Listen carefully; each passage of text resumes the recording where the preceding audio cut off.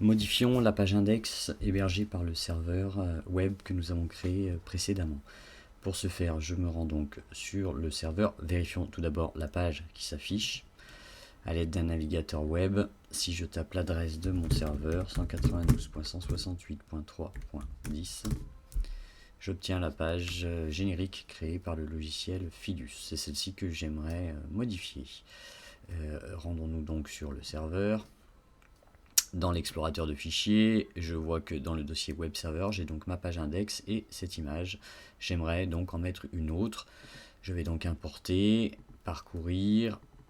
Pour ma part, elle est sur le bureau. Vous la trouverez dans la Classroom. Elle a le mérite d'avoir le bon poids pour être acceptée par le logiciel Fidus. La voici. Elle est donc à la racine de mon web server. Je peux donc maintenant modifier à l'aide de l'éditeur de texte la page index que j'ouvre, web server, index, ouvrir.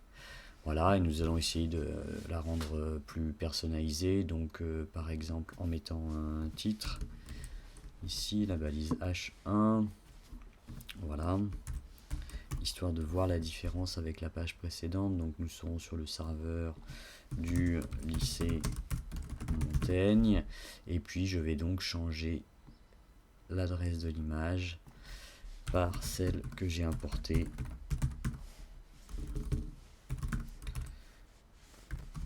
Voici, ne pas oublier d'enregistrer pour que les modifications soient prises en compte. Je ferme, je vérifie bien que mon serveur est toujours en marche, très bien, et je vais donc observer les modifications en actualisant ma page. Alors, je vois que les modifications ont été prises en compte. On constate que l'échange de paquets est beaucoup plus important. C'est normal, l'image est beaucoup plus grosse et c'est ce que je veux vous faire observer lors de la suite de la séance. Ici, nous pourrons donc afficher les échanges de données ainsi.